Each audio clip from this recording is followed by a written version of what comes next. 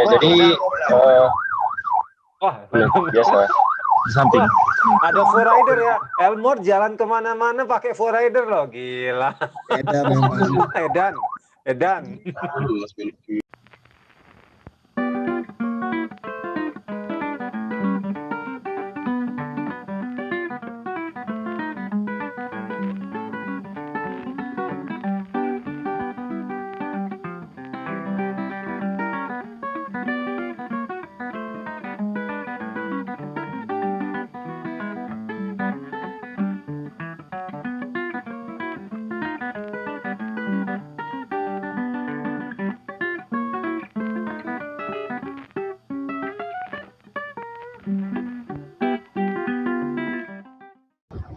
Bapak pembimbing dan penguji juga Luis. Saya tanya dulu ya. Luis sudah siap ya? Udah, Sir. Jadi seperti yang kemarin waktu sidang proposal, tidak mau presentasi kurang lebih 5-10 menit lah ya, karena kemarin kan sudah kamu jelaskan, tinggal sekarang hasilnya yang kamu tunjukkan. Bab 4 sama bab 5 lah ya. Jadi nanti setelah itu ya kita akan tanya jawab lagi dan nanti bisa sesuaikan nanti nilainya dengan hasilmu. Oke. Di bab 4 dan bab 5. Oke. Kita akan memulai sidang kita. Oke, Luis, silakan.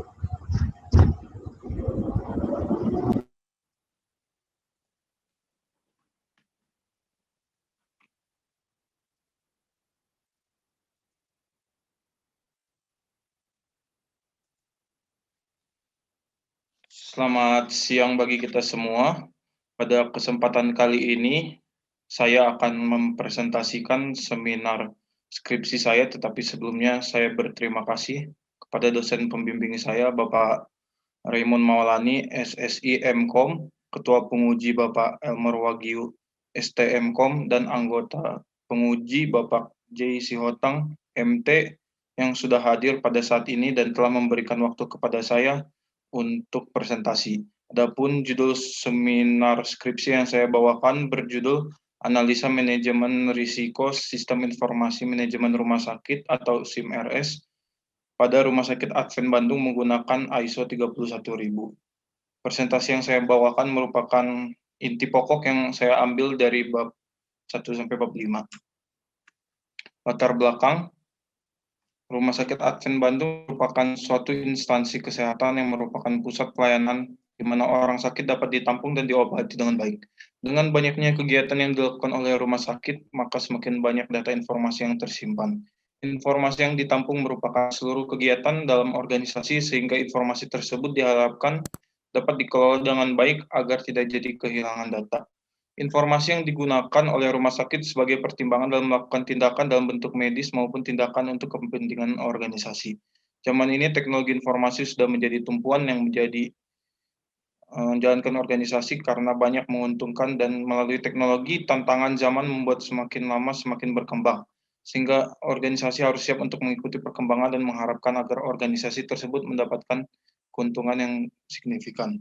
Dalam penggunaan teknologi informasi, sistem informasi manajemen merupakan suatu sistem yang sudah sering digunakan beberapa organisasi agar produktivitas organisasi lebih meningkat. SIMRS atau Sistem Informasi Manajemen Rumah Sakit merupakan salah satu contoh penggunaan sistem yang digunakan dalam rumah sakit untuk menunjang aktivitas-aktivitas rumah sakit dan mengolah data informasi terkait organisasi. Dalam melakukan manajemen risiko, dibutuhkan sebuah penilaian risiko, di mana penilaian risiko digunakan untuk meningkatkan kinerja organisasi. Framework ISO 31000 merupakan suatu kerangka pengerjaan bagi organisasi agar melakukan manajemen risiko. Dalam penulisan ini, peneliti akan menggunakan ISO 31000 dalam menganalisa manajemen risiko teknologi informasi. Alasan menggunakan ISO 31000 adalah kerangka yang kerja dan terstruktur dan penanganan risiko yang efektif dan terbukti dalam penelitian FAWAS 2020 di mana framework ISO dapat mengidentifikasi 12 jenis risiko yang diantaranya tergolong risiko tinggi, 3 level sedang, dan 1 level low. Berdasarkan penulisan di atas, maka penulis tertarik untuk melakukan penelitian dengan judul Analisa Manajemen Risiko Sistem Informasi Manajemen Rumah Sakit atau SIMRS pada Rumah Sakit Advent Bandung menggunakan ISO 31000. Identifikasi masalah. Penulis mengidentifikasi masalah sebagai berikut. 1. Bagaimana implementasi analisa manajemen risiko sistem informasi pada Rumah Sakit Advent Bandung. Kedua, apakah risiko sistem informasi manajemen rumah sakit yang ada pada Rumah Sakit Advent Bandung dalam penggunaan teknologi informasi. 3. Bagaimana hasil analisis manajemen risiko pada Rumah Sakit Advent Bandung menggunakan ISO 31000. Batasan masalah, penulis menentukan batasan masalah sebagai berikut. 1. Peneliti hanya membahas mengenai penerapan manajemen risiko dan kapabilitas manajemen risiko. 2. Penelitian akan berfokus pada sistem informasi manajemen Rumah Sakit Advent Bandung yang akan dilakukan manajemen risiko. Rumah Sakit Advent Bandung. Rumah Sakit Advent Bandung merupakan bagian dari jaringan pelayanan yang mengelola lembaga kesehatan Advent di kawasan Asia Pasifik Selatan. Rumah Sakit Advent Bandung didirikan pada tanggal 2 Oktober 1950 yang merupakan seorang dokter dan misionaris. Kerangka berpikir. Kerangka berpikir merupakan alur yang menjelaskan akan dilakukan penulis dalam melakukan penelitian. Penulis melakukan kerangka berpikir yang digambarkan sebagai berikut. 1. Studi pendahuluan merupakan sebuah langkah untuk melakukan sebuah penelitian. Biasanya dilakukan sebagai langkah awal untuk memastikan bahwa penelitian dapat dilaksanakan. Kedua, perumusan masalah, yaitu melakukan identifikasi terhadap permasalahan berdasarkan data yang sudah dikumpulkan. Lalu ketiga, studi literatur. Studi literatur merupakan sebuah pencarian terhadap sumber-sumber yang ada berupa buku, majalah, dokumen-dokumen. Tujuannya adalah untuk dapat berpikir lebih luas dan menguasai studi kasus. Penggunaan ISO 31000. ISO 31000 merupakan metode pengelolaan risiko yang bertujuan untuk menghindari organisasi-organisasi dalam menghadapi risiko yang akan datang. Proses manajemen risiko harus menjadi bagian pengelolaan. Alur manajemen risiko ditampilkan sebagai berikut. Komunikasi dan konsultasi. Komunikasi dan konsultasi merupakan suatu usaha agar stakeholder dapat memahami berbagai macam risiko atau keputusan yang diambil tidak merugikan. 2. Lingkup konteks dan kriteria, yaitu untuk mengidentifikasi dan merancang manajemen risiko yang sesuai dengan lingkup organisasi tersebut. Lalu ketiga, penilaian risiko. Penilaian risiko adalah melakukan identifikasi risiko, analisis risiko, dan evaluasi risiko. Dalam melakukan penilaian risiko dibutuhkan data-data informasi yang akurat dalam organisasi. Identifikasi risiko. Identifikasi risiko merupakan cara untuk mencari, menemukan, dan menjelaskan secara rinci apa sajakah risiko yang menghambat sebuah organisasi. Dengan mengidentifikasi dampak risiko dilakukan dengan memasukkan risiko dalam tabel. Lalu, analisis risiko merupakan cara untuk mengidentifikasi risiko-risiko yang ada. Analisis risiko bertujuan untuk memberikan gambaran saat melakukan evaluasi risiko agar metode risiko dilakukan tepat sasaran. Untuk mengetahui seberapa sering risiko terjadi, digunakan tabel Likert untuk mendapatkan gambaran risiko tersebut. Setelah itu kita gunakan impact yang merupakan dampak yang terjadi jika kemungkinan risiko tersebut terjadi. Lalu evaluasi risiko. Evaluasi risiko adalah proses pengambilan keputusan dalam manajemen risiko, memiliki peran dalam melakukan tindakan lebih lanjut atau tidak dibutuhkan. Matriks evaluasi risiko digunakan untuk menjabat kemungkinan atau likelihood, impact, dan risk level yang ada. Lalu perlakuan risiko dilakukan untuk mempertimbangkan pilihan perlakuan risiko atau pengimplementasian manajemen risiko sehingga dapat mengendalikan, mengurangi kemungkinan kerugian, dan meningkatkan kinerja organisasi. Lalu yang ketiga, mengubah kemungkinan dan dampak. Melakukan pencegahan risiko yang berdampak negatif atau pemicu terjadinya risiko yang berdampak positif dan menyiapkan rencana cadangan jika gagal. Pemantauan dan tinjauan. Pemantauan digunakan untuk memastikan bahwa pelaksanaan risiko berhasil dilakukan. Lalu yang terakhir, pencatatan dan pelaporan. Dibutuhkan sebuah pencatatan dan pelaporan setelah proses manajemen risiko tersebut selesai dan menjadikan bukti bahwa risiko merupakan sarana bagi pengetahuan bagi orang-orang lain. Rumus yang digunakan dalam menghitung kuesioner yang diberikan, peneliti menggunakan rumus Likert dengan rumus sebagai berikut. Persen sama dengan F per N dikali 100, di mana persen sama dengan indeks, F sama dengan frekuensi, N sama dengan jumlah skor maksimum. Analisa data dan hasil. Pertama, melakukan persiapan. Sebelum melakukan manajemen risiko, peneliti memberikan surat pengantar penelitian dari kantor dekan fakultas yang ditunjukkan kepada IT staff Rumah Sakit Advent Bandung agar diperbolehkan untuk mengambil data-data yang diperlukan sehubungan dengan penelitian yang dilakukan oleh peneliti. Selanjutnya, melakukan wawancara dan diskusi untuk mendapatkan informasi dan memberikan kuesioner agar data-data dapat lebih akurat didapatkan. Sejarah penggunaan SIM-RS pada Rumah Sakit Advent Bandung. Rumah Sakit Advent Bandung memulai penggunaan SIM-RS pada tahun 1986. Penggunaan SIM-RS menggunakan Clipper yang menggunakan aplikasi Lotus, menggunakan operating system Novell 3.1.2 dan menggunakan database 4. Kemudian pada tahun 2014, Rumah Sakit Advent Bandung menggunakan vendor untuk membangun aplikasi berbasis web. Lalu pada tahun 2007, Rumah Sakit Advent Bandung mengimplementasikan aplikasi hospital system berbasis Windows yang masih digunakan sampai sekarang. Pada tahun 2014, Rumah Sakit Advent Bandung mulai merancang SIM-RS berbasis web menggunakan bahasa pemrograman PHP dan mulai digunakan pada tahun 2016 dan sampai sekarang. Namun walaupun SIM-RS telah selesai dan diterapkan, SIM-RS tetap dikembangkan fitur modul sampai sekarang. Pertama, komunikasi dan konsultasi. Tahap pertama dilakukan dalam analisis manajemen risiko adalah melakukan observasi dan wawancara terkait pihak-pihak yang dalam Rumah Sakit Advent Bandung, di mana penulis melakukan wawancara kepada Kepala Mirsa Bapak Pujo Adi. Tahap ini dilakukan kepada bagian Mirsa untuk membahas izin dalam melakukan analisis manajemen risiko, sehingga apa yang diperoleh dapat dipertanggungjawabkan terhadap pihak rumah sakit. Lalu proses selanjutnya adalah melakukan komunikasi dan konsultasi, di mana akan dilakukan penampungan informasi, menanyakan pendapat mengenai risiko penggunaan sistem informasi dan cara pengelolaan. Yang kedua, lingkup konteks dan kriteria. Tujuan dilakukan penelitian ini adalah menganalisa manajemen risiko teknologi informasi, di mana objek penelitian SIM-RS yang merupakan sistem informasi manajemen rumah sakit yang dikelola oleh Mirsa merupakan risiko dari penggunaan SIM-RS. Adapun konteks SIM-RS adalah sebagai berikut. Yang pertama adalah software, yang kedua adalah informasi, ketiga infrastruktur, dan 4 pengguna. Lalu asesmen risiko. Asesmen risiko dilakukan dengan 3 tahap, yaitu identifikasi risiko, analisa risiko, dan evaluasi risiko. Identifikasi aset. Identifikasi aset merupakan cara pengumpulan terkait aset yang terkait pada penggunaan SIM-RS. Di sini terdapat data sistem dan hardware yang terdiri dari data pasien, data dokter, data transaksi. Lalu sistem asetnya terdiri dari SIM-RS, jaringan mikrotik dan UTP, dan server. Lalu hardware terdiri dari CPU, monitor, dan printer. Kedua, identifikasi kemungkinan risiko. Identifikasi kemungkinan risiko yang sudah dilakukan adalah sebagai berikut, terdiri dari 15 risiko yang ada.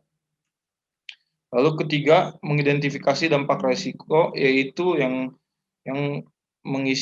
berisi dampak-dampak dari risiko yang telah dijabarkan. Lalu yang kedua adalah analisis risiko. Setelah melakukan tahap identifikasi risiko bertujuan untuk mengidentifikasi risiko yang ada, melakukan penilaian terhadap risiko yang di mana likelihood dan impact didapatkan dari kuesioner yang sudah diberikan dan didapatkan hasil sebagai berikut. Lalu selanjutnya melakukan evaluasi risiko, yaitu akan membedakan 3 risk level, yaitu low, medium, dan high, yaitu dengan cara memasukkan data tabel yang sesuai dengan data-data yang didapatkan dari kuesioner tersebut. Lalu yang terakhir, yang keempat adalah perlakuan risiko. Setelah melakukan asesmen risiko adalah melakukan perlakuan risiko. Perlakuan risiko tersebut merupakan yang didapatkan dari penulis ataupun didapatkan dari hasil-hasil perlakuan risiko yang dilakukan oleh rumah sakit. dan hasilnya adalah sebagai berikut. Lalu kesimpulan.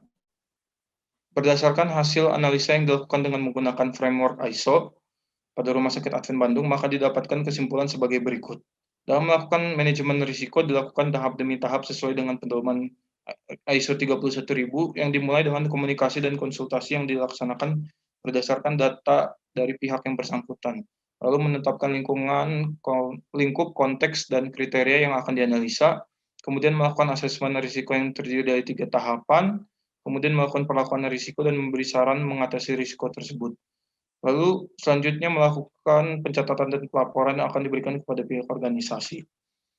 Kedua, hasil dari asesmen risiko didapati berupa 2 risk level tingkatan high dan 13 risiko tingkatan medium yang diharapkan dengan diberikan saran melalui pelakuan risiko diharapkan dapat mencegah kemungkinan risiko yang akan datang selanjutnya. Sekian presentasi dari saya, terima kasih.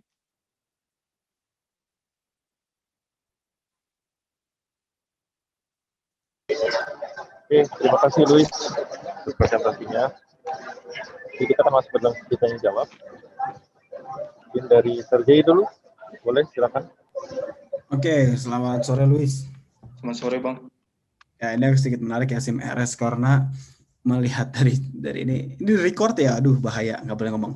Ya, ya melihat dari kenyataan di lapangannya sih tidak semulus sesuai yang jalankan ya, masih ada beberapa sedikit kendala yang di luar dari yang ada di sini. Tapi udah kita nggak bahas yang itu.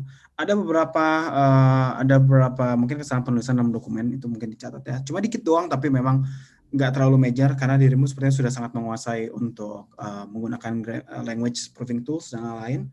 Jadi itu tidak menjadi hal yang bermasalah gitu. Terus mungkin ada pertanyaan sedikit nih, pertanyaan. Mungkin aku nggak tahu ya. Ya, yang di bagian di bab 4 bab 3 di halaman 33. Ya, aku agak sedikit, ini mungkin cuma hanya ngubah kata doang ya. Di mengidentifikasi dampak resiko. Oke, di mati listrik ya, di R15 itu tertulis aktivitas akan terhenti. Nah, ini mungkin aktivitas apa yang akan terhenti nih? Karena aktivitas rumah sakit sebenarnya tidak akan berhenti walaupun mati lampu. Ya, mungkin aktivitas sistem akan berhenti, itu kan lebih baik. Ya, jadi akan bingung kan apakah mati lampu mungkin akan berdampak kepada ternyata poli ditutup, IGD nggak berfungsi, nggak mungkin kayak gitu ya. Jadi atau mungkin aktivitas SIM RS akan berhenti. Ya, itu mungkin bisa tambahkannya cuma dikit doang. Dan yang menarik sebenarnya aku bahas itu ada ya, jadi ke-scroll kan, tadi aku udah tandain padahal. Iya, ini kebetulan pelajaran ini aku pelajarin pas masih ngambil S2, Pak Kridanto Surendro. Ya, ada juga tadi dan sebelumnya aku pakai dari pakai NST, nggak pernah pakai COVID, belum pernah pakai ISO. Nah, mungkin catatan, mana tadi catatannya ya? Nah, ini catatannya ya. Baru mungkin di bab 4-nya aku akan sedikit lihat banyak banget sebenarnya dirimu menjabarkan mengenai SIM RS. Ya, penerapan SIM RS sampai ke modul-modulnya dijelaskan. Submenu laporan, submenu poliklinik, submenu rawat inap, submenu UGD, submenu OR dan lain-lain. Nah, mungkin bisa jadi bahan pertimbangan sendiri. Kalau melihat dari pertanyaan kita skip ya. Di dalam PowerPoint dirimu dari R1 sampai R15, modul-modul tersebut tidak dipertanyakan satu.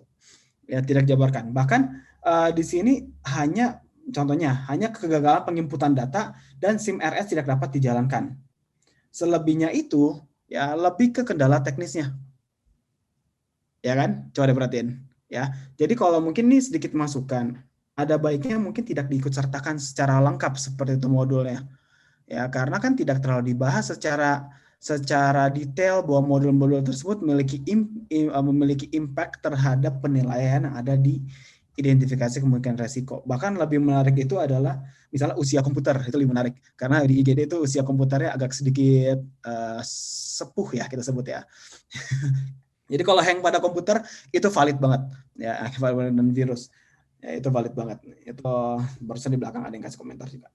Oke, nah baru analisa resiko juga di sini ya, aku lihat juga di sini emang paling banyak itu malahnya lebih di arah jaringan ya, jaringan dan mati listrik. Impact paling besar itu di mati listrik tepatnya gitu ya. Jadi kalau lihat dari sini poinnya paling banyak itu masalah di jaringan dan masalah di dari hardware, karena hardware sudah tua. Nah, itu mungkin jadi hal yang sedikit menarik juga diperhatikan di luar dari SIM RS-nya, bahwa ternyata ditemukan di sini SIM RS ini baik-baik saja, tapi yang bermasalah adalah komponen hardware-nya.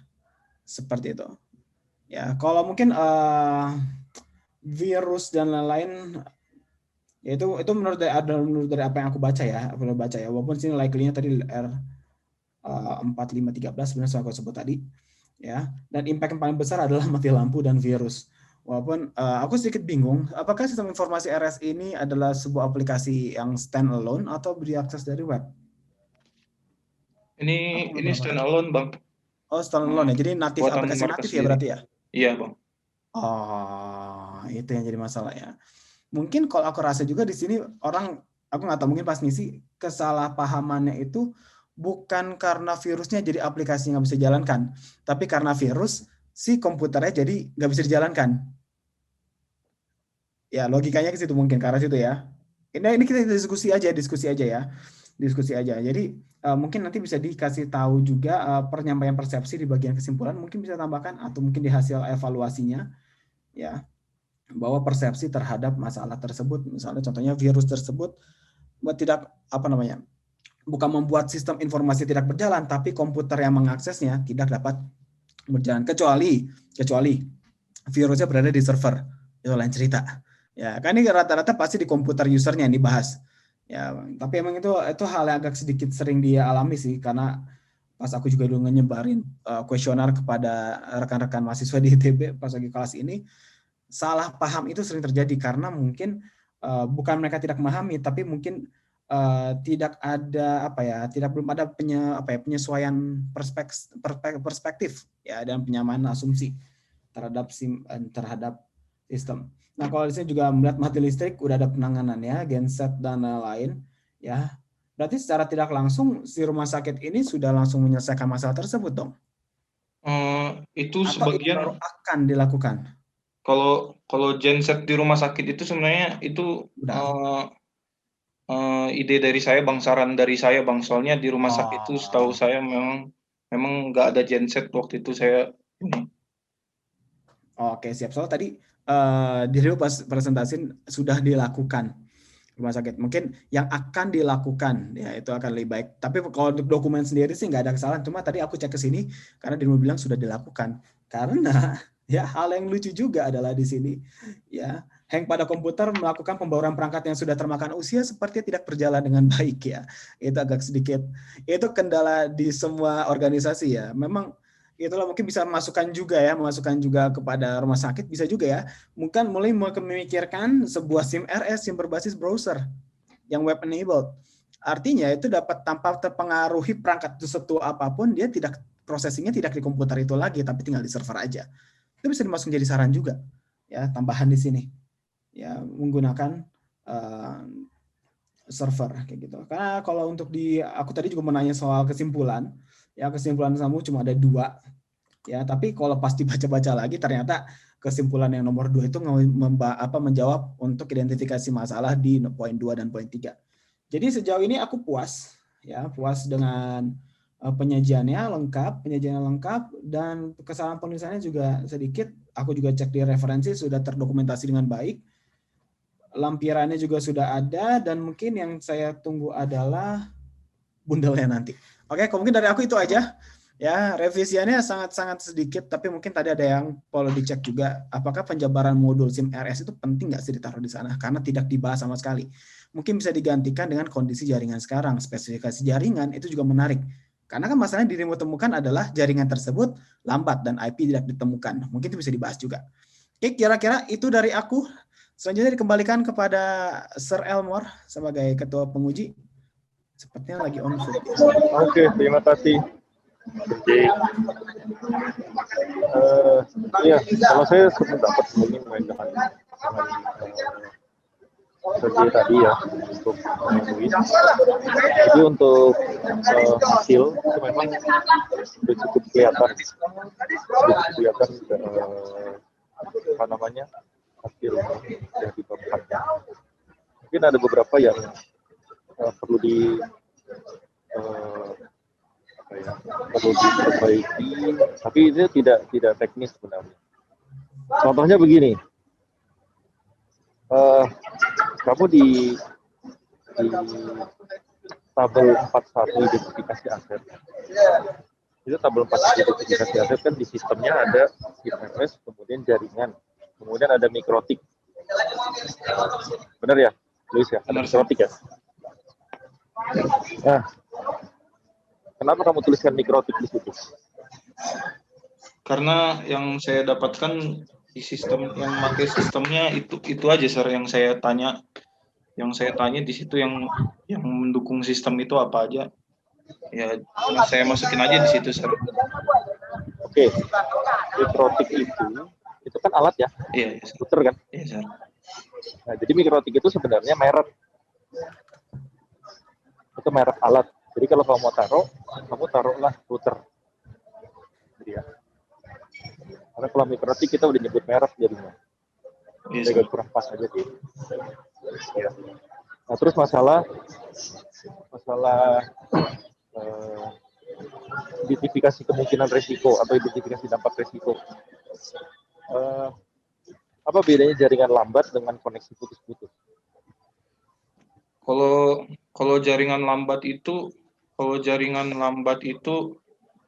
jaringannya itu masuknya itu lama sir. Kalau misalnya putus-putus gitu, jaringannya lepas-lepas sir dari PC-nya. Kalau jaringan lambat putus-putus. Kayak apa gimana? Kalau jaringan lambat itu gimana? Internetnya itu yang menghubungkan ke jaringannya itu lambat sir. Makan proses waktu. Kalau putus-putus itu jaringan internetnya itu suka lepas sir. Suka lepas gitu. Suka lepas. Kalau misalnya koneksinya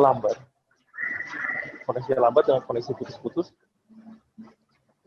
itu kira-kira hasil yang mau kita buka nih ya, kita buka SIM RS nih dengan kondisi koneksi lambat,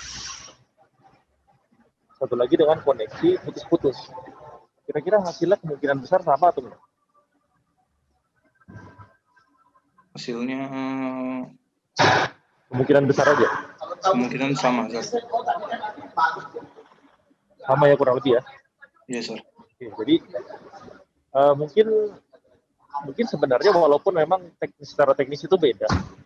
Secara teknis itu beda antara koneksi putus-putus dengan lambat, tapi itu sebenarnya pada dasarnya itu sama gitu.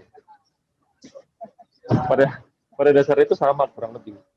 Jadi mungkin boleh kamu satukan saja gitu supaya ada sedikit sama lah itu pada dasarnya gitu. Oke sir. Boleh halus ya? Oke sir. Oke.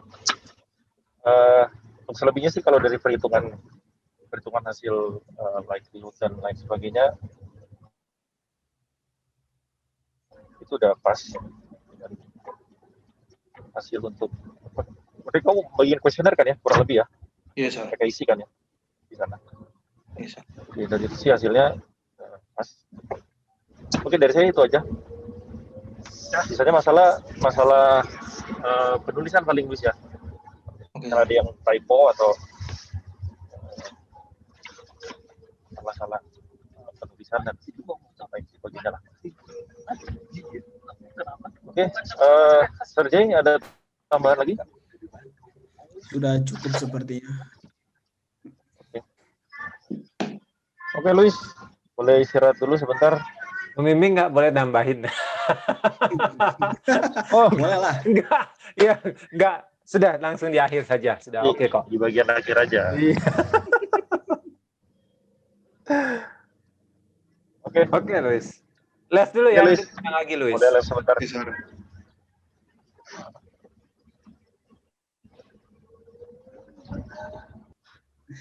Kalau dari aku sih kemarin yang kita minta di SP itu udah terpenuhi ya, gitu. Jadi khususnya untuk perbandingan penggunaan kenapa menggunakan framework ini, udah dijawab dengan baik. Jadi aku rasa sih ini udah oke gitu. Cuma tadi ada sedikit dari segi jurnalnya sendiri, yaitu pemborosannya itu karena kebanyakan penjabaran fungsi juga.